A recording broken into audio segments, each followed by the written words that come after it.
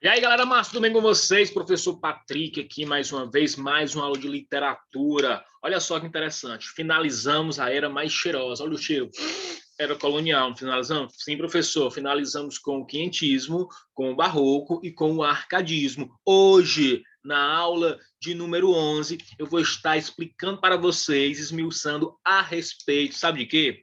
Da era nacional. O nosso país aqui, ó, de certa forma, vai ter uma influência de liberdade entre aspas, né? A chegada da família real, todo esse contexto e a nossa produção, a produção literária desse período vai ser classificada como a era nacional. Professor, era nacional? Exatamente. Romantismo, realismo, naturalismo, parnasianismo, simbolismo, pré-modernismo e o modernismo, que nós vamos estar estudando cada um desses períodos no decorrer das nossas aulas, ok? Vou estar compartilhando agora o nosso material. Lembrando que esse material você tem acesso, esse material é seu para que você possa revisar, ó. Material aí na tela, tudo ok, tudo tranquilo, favorável. Ó, aí está o material. E vamos de romantismo hoje, ó. Iniciando a era nacional. Patrick, romantismo, exatamente. O romantismo, uma escola muito cobrada no Enem. Atenção aqui, ó. Se a gente observar, qual é a escola mais cobrada no Enem, professor? Modernismo. Nós não chegamos ainda no modernismo, vamos estar estudando. Depois, na sequência, eu tenho o quê? O romantismo.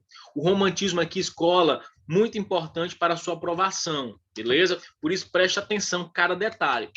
O romantismo, colegas, galera massa aqui do cursinho professor José Bispo, ele vai ser dividido em duas vertentes, na prosa e na poesia. Professor, poesia, texto apresentado em versos, prosa, texto apresentado em parágrafos. Na aula de hoje eu vou estar explicando para vocês o romantismo quesito poesia. Na próxima aula eu vou estar explicando para vocês o romantismo quesito prosa, ok? Ó, por isso, ó, presta atenção, respira fundo, ó, vem na vibe literária. Presta atenção aqui comigo, ó. Olha só que interessante nosso material aí, nosso slide. Romantismo no Brasil, quesito poesia. Professor, primeiro de tudo, eu quero saber quando é que vai estar iniciando o romantismo poesia aqui no Brasil. Galera, vamos considerar a nossa produção poética, iniciando aqui no Brasil, aspecto romântico, na data de 1836. Isso mesmo, pode anotar aí, ó. 1836, quando, né, vai estar sendo lançada a obra Suspiros Poéticos e Saudades, de Gonçalves de Magalhães, beleza? Associa isso. Vamos devagar, ó, vamos na vibe literária. Apresentação para você aqui. O romantismo, mais do que uma nova estética, redefine os rumos da arte brasileira, marcando o fim da literatura colonial, como eu falei para você, ó.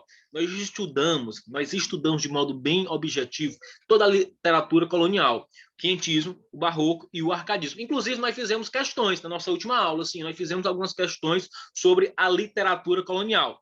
E agora, como eu falei para vocês, nós vamos estar apertando o play na literatura da era nacional, iniciando com o romantismo, aspecto poético agora. O romantismo brasileiro é considerado por muitos estudiosos o primeiro movimento literário brasileiro, pois fez surgir sentimento nacionalista. Professor, o que é sentimento nacionalista? Galera, sentimento nacionalista é aquele sentimento que você vai amar, você vai defender o seu país com unhas e dentes. Esse aspecto de um ser verdadeiro brasileiro, ok? Vamos estar demonstrando aqui as produções, retratando a valorização da natureza, o índio como nosso herói, outros aspectos. Lembrando, colegas, que o contexto histórico vai influenciar muito as nossas produções aqui. Professor, como é isso, contexto histórico? O que eu falei para você? Cada período da literatura que você for estudar, você tem que fazer o seu estudo baseado em três concepções, três vertentes. Contexto histórico, características e os principais representantes. Patrick, contexto histórico aqui. Professor, o que é contexto histórico? Contexto histórico é a situação, o cenário, o que aconteceu, teve guerra aqui, quem foi que morreu, para que as nossas produções pudessem, de certa forma, embalar. Contexto histórico aqui do romantismo, ó, chegada da família real. Professor, a família real chegou quando? 1808. Com a família real, né, devido à sua chegada, o Brasil, de certa forma, inovou, avançou, desenvolveu. Vieram, colegas, as primeiras bibliotecas, o Banco do Brasil, o Museu Nacional, Ou seja, o início da atividade editorial e da imprensa periódica foi de fundamental importância, pois permitiu, de certa forma, o acesso do público ao livro. Ou seja, professor, é aqui no romantismo que nós vamos ter a formação do público leitor. Outro aspecto bem interessante que vai estar interligado aqui nesse contexto, né, em 1822, quando ocorre a proclamação da independência política do nosso país, ok? Dois aspectos aí, ó, para você entender, para você associar como importantes aqui no contexto histórico do romantismo. Vem comigo, professor. Romantismo no Brasil. A poesia romântica foi iniciada, marcada pelo senso nacionalista e pelo senso patriota. Professor, o que é esse senso patriota? Eu já falei para você. Um senso patriota é aquela concepção ufanista. Professor, o que é a concepção ufanista? Orgulho exagerado do seu país. Eu vou defender, eu vou amar essa terra como ninguém, ok? Então, esse primeiro contato, a nossa primeira produção poética aqui, Suspiros Poéticos e Saudades, vai estar destacando esses aspectos, a nossa natureza, a nossa riqueza cultural aqui. Ou seja, professor, totalmente com esse aspecto nacional, totalmente evidenciando o ser brasileiro, ok? Outro detalhe importante aqui, houve ainda a revolução na forma poética, buscando uma proximidade com a musicalidade do cotidiano. Olha só, musicalidade, professor, exatamente. Nós vamos observar que os textos agora, principalmente em Gonçalves Dias, vai estar evidenciando uma certa musicalidade, rimas, toda uma melodia que vai chamar a atenção do leitor. Vem aqui comigo, ó, na sequência. Patrick, como vai ser essa poesia aqui no Brasil? Colegas, a poesia brasileira vai ser classificada, ela vai ser dividida em 3 concepções. Primeira fase, segunda fase, terceira fase. Cada fase dessa, olha só que interessante, vai estar apresentando características peculiares, características específicas, ok? Primeira fase aqui que eu vou estar detalhando para você, mostrando o principal representante, que é Gonçalves Dias. Segunda fase, que eu vou estar esmiuçando em torno de Álvares de Azevedo. Terceira fase, em torno de Castro Alves. Olha só que interessante. Primeira fase, o aspecto indianista. Primeira fase aqui, nós vamos observar os textos detalhando a natureza, detalhando as nossas matas, a cultura indígena. Primeira fase aqui, o índio é o nosso herói. Patrick, a segunda fase. A segunda fase ó, já vai mudar o foco. Pam! Completamente diferente. Aspecto de tristeza, melancolia, pessimismo total. Uma aproximação com a morte, conforme nós vamos estar observando nos textos de Álvares de Azevedo. E a terceira fase, que é a última, né, do aspecto poético da poesia romântica brasileira, nós vamos observar o aspecto da denúncia social. Se a primeira focalizou o índio, a terceira vai estar focalizando quem?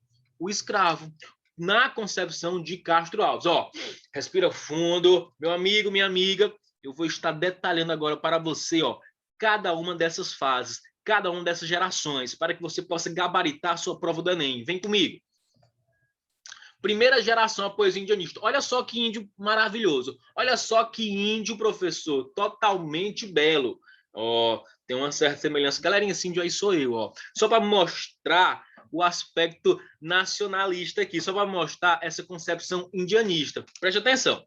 A primeira geração dos poetas românticos tem como temas principais o saudosismo em relação à pátria distante, né? Se a gente vai observar daqui a pouquinho na Canção do Exílio, o aspecto nacional, o índio sendo o nosso herói, e também outras concepções importantes aqui, evidenciadas na primeira geração, o sentimentalismo e o aspecto da religiosidade.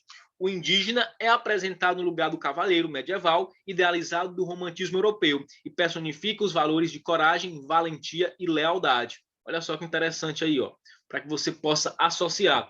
Patrick, esse é o aspecto que eu vou estar observando nos textos de Gonçalves Dias? Exatamente, vem aqui comigo.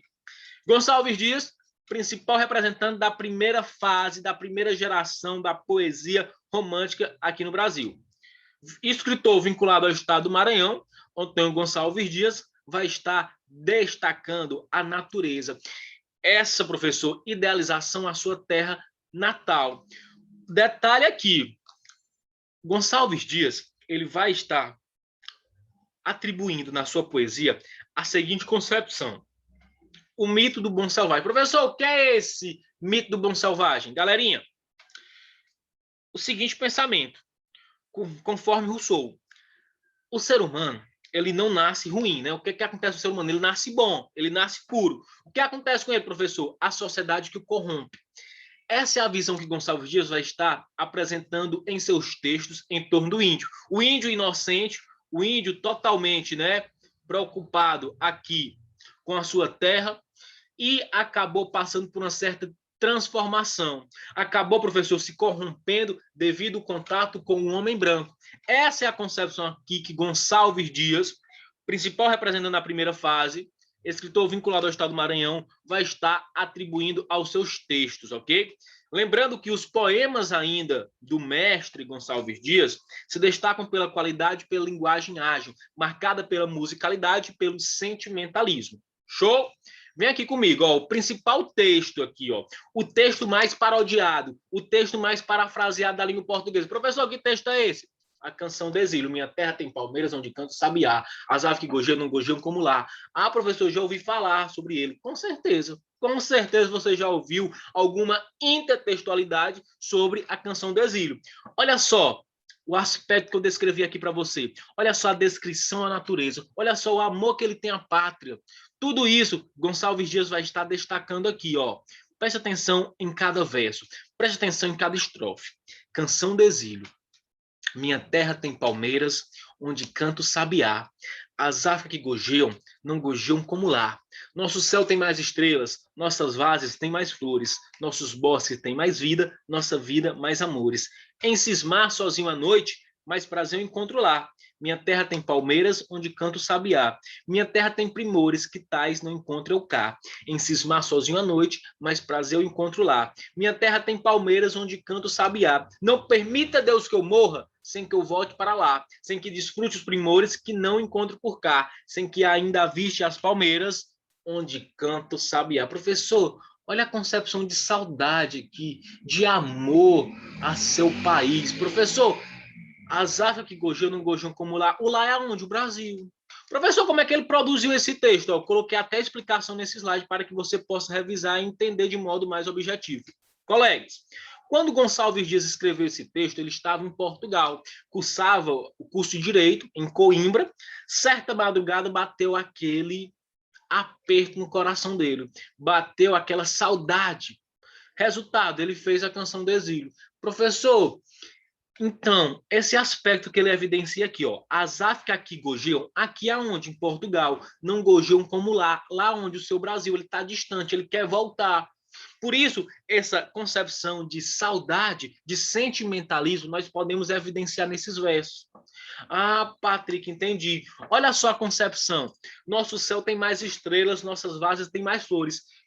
Portugal pode ser rico tanto que for, mas não tem como Portugal se comparar ao Brasil. A riqueza do Brasil, a riqueza brasileira é algo incomparável na visão de Gonçalves Dias. O que é que ele pede para Deus aqui? Ó? Não permita, Deus, que eu morra sem que eu volte para lá, sem que desfrute os primores que não encontro por cá, sem que aviste as palmeiras onde canto o sabiá.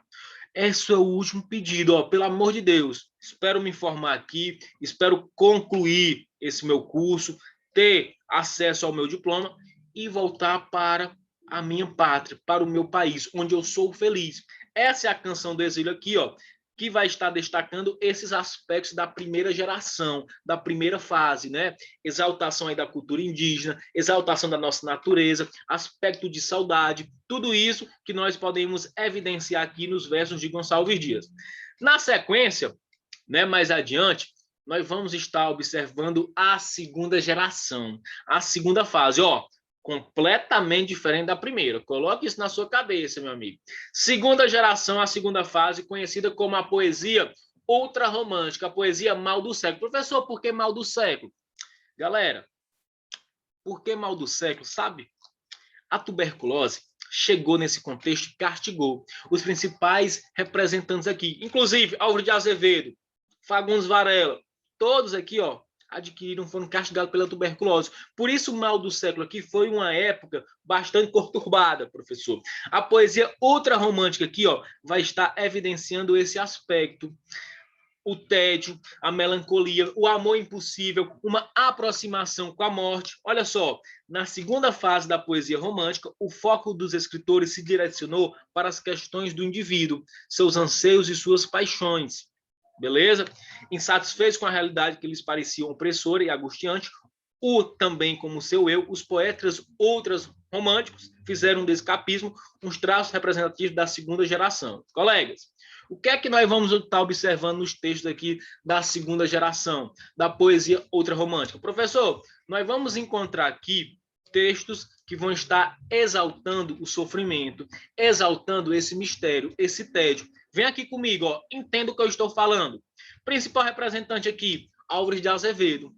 Escritor que vai estar sendo denominado, né, como poeta da dúvida.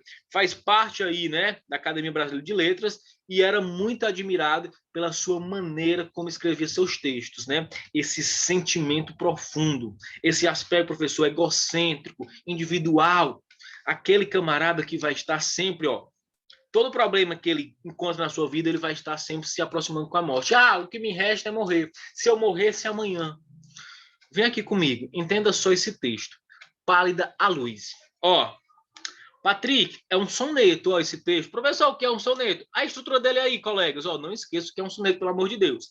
Aquele texto poético apresenta 14 versos, 2 quartetos, 2 estrofes com 4 versos, 2 tercetos, 2 estrofes com 3 versos.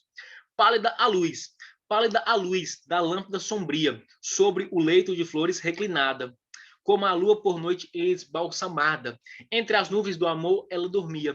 Era a virgem do mar, na escuma fria, pela maré das águas embalada. Era um anjo entre nuvens da alvorada, que em sonhos se banhava e se esquecia. Era a mais bela, seio palpitando, negros olhos as pálpebras abrindo, formas nuas no leito resvalando. Não te rias de mim, meu anjo lindo, por ti as noites eu velei chorando. Por ti, nos sonhos, morrerei sorrindo. Olha o que eu falei. Aproximação aí com a morte. Detalhe aqui. O cenário ideal para os escritores da segunda fase, da segunda geração, galera, era a noite.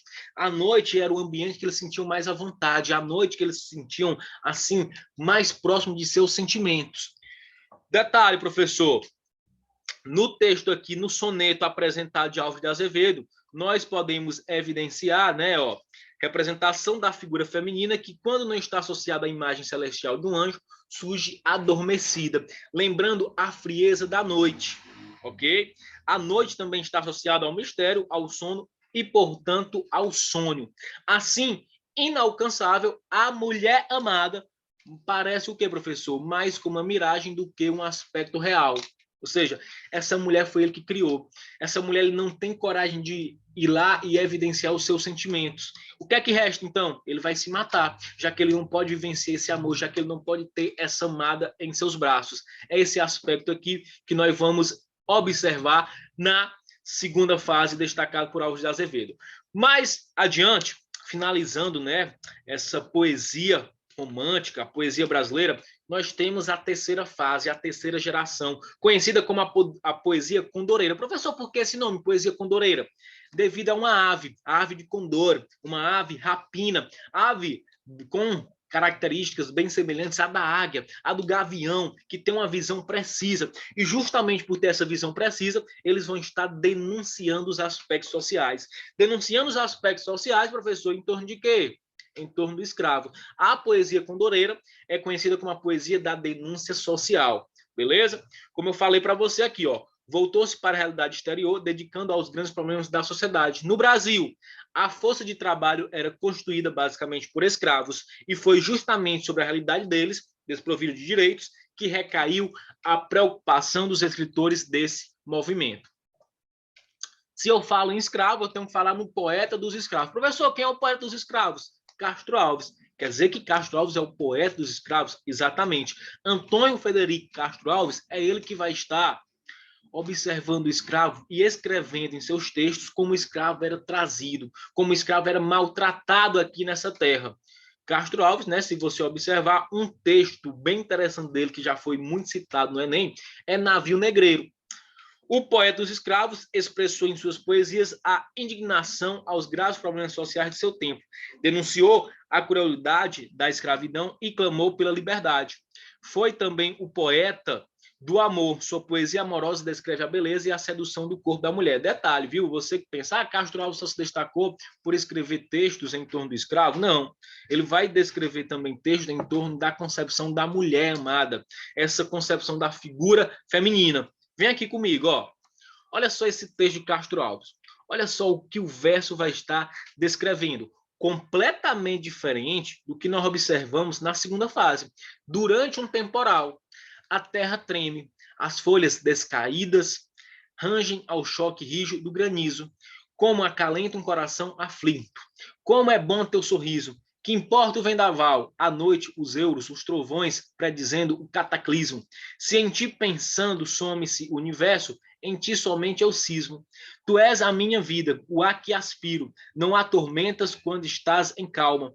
Para mim só há raios em teus olhos, porcelas em tua alma. Galerinha, embora Castro Alves, né, Antônio Frederico Castro Alves, tivesse como tema central de sua obra a escravidão e as questões sociais, o poeta escrevia também poemas líricos. Professor, o que é poemas líricos? Você sabe, eu expliquei para você. Poemas líricos é aquele poema que vai estar em torno de uma certa musicalidade. É aquele poema, professor, que vai estar apresentando rimas, né? Essa concepção musical, esse aspecto sonoro, inspirados na figura feminina, de uma maneira diferente daquela dos poetas da segunda geração. Professor, por que vai ser diferente dos poetas da segunda geração? A mulher perde o estágio de ser inatingível, né? Não é mais uma miragem, e torna-se o quê? Concreta, real. Eventualmente, ao alcance do eu lírico. Ou seja, professor, ao alcance do escritor, ao alcance da pessoa que está escrevendo esse texto, que está passando por isso. Não esqueça que eu lírico, a voz do texto. Beleza? De boa? Favorável? Vem comigo, ó. Testando o seu conhecimento. Separei algumas questões aqui bem objetivas para finalizar nossa aula e mostrar como o romantismo, quesito poesia, não é um bicho de sete cabeças. É fácil. Basta apenas você ler o texto com atenção. Basta apenas você associar o contexto histórico, a chegada da família real, as características de cada fase e pronto. Você não vai ter dúvida, você não vai ter nenhuma dificuldade em responder as questões do romantismo, quesito poesia. Vem aqui comigo, ó. Primeira questãozinha aqui. O indianismo de nossos poetas românticos é uma forma de apresentar o índio em toda a sua realidade objetiva, o índio como elemento ético da futura raça brasileira, o meio de reconstruir o grave perigo que o índio representava durante a instalação da capitania de São Vicente, o modelo francês seguido no Brasil, uma necessidade de exotismo que em nada difere do modelo europeu, o meio de eternizar liricamente a aceitação pelo índio na nova civilização que se instalava, uma forma de apresentar o índio como motivo estético, idealização com simpatia e piedade, exaltação da bravura, do heroísmo e de todas as qualidades morais superiores. E aí, colega? Qual é o gabarito aqui? O indianismo dos nossos poetas românticos, ele vai ser apresentado, ele vai ser descrito em que concepção? Professor, uma forma de apresentar o índio como motivo estético, idealização com simpatia e piedade, exaltação de quê? Bravura, heroísmo e de todas as qualidades morais superiores. Não esqueça que aqui no romantismo, quem é o nosso herói? É o Lanterna Verde? Não. É o Batman, professor? Não. O índio que é o nosso herói. Patrick, por que a A não vai estar correta? Uma forma de apresentar o índio em toda a sua realidade objetiva. Objetiva não, galera, subjetiva. A letra B, um meio de reconstruir o grave perigo que o índio representava durante a instalação da capitania de São Vicente. O índio não vai representar perigo nenhum, pelo contrário, o índio sim é a nossa exaltação, é quem nos representa. O modelo francês seguido no Brasil, uma necessidade de exotismo que em nada difere do modelo europeu, completamente diferente, e a D também não vai ser, pois vai estar evidenciando o seguinte, o meio de eternizar liricamente a aceitação pelo índio da nova civilização que se instalava. Também não, gabarito da questão, letra E de quê? De espinafre. Vem comigo, ó. Segunda questão, bem simples essa, para que você possa associar a primeira, segunda e a terceira geração, as fases que eu apresentei para você. Patrick, qual é a fase que vai se destacar pela concepção do abolicionismo, abolição, escravo? Patrick, qual é a fase que é conhecida como a fase condoreira? Bem fácil, ó. Se você prestar atenção na minha aula, você vai saber preencher essa questão de modo correto. Vem aqui comigo, ó. Patrick, A concepção do abolicionismo. Professor, como assim, professor, abolicionismo? Do escravo. Nós vimos onde? Na terceira fase, né? Nas concepções de Castro Alves. Professor, qual é a fase que é conhecida como a fase condoreira, devido a Ávila, a fase da denúncia social? A mesma terceira fase, na concepção de quem? Castro Alves. Patrick, qual é a geração que vai se destacar pelo autocomiseração exacerbada? Professor, é a fase número 2, né? Nas concepções de Álvares de Azevedo. Professor, qual é a fase da geração que vai ter uma obsessão pela morte? A fase número 2 também, galerinha, não é isso? Ah, se eu morresse amanhã. Patrick, indianismo, nacionalismo, a fase número 1, ó. Galera, qual é o gabarito aqui? Qual é o gabarito? Fale, ó. Professor, gabarito, professor, letra E. Letra E de quê? De espinafre. Show de bola. Vem na vibe literária. E a última questão para encerrar, né?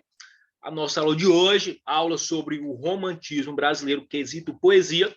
O desejo de morrer e a sentimentalidade doentia são características da poesia do autor de Lírio dos 20 anos.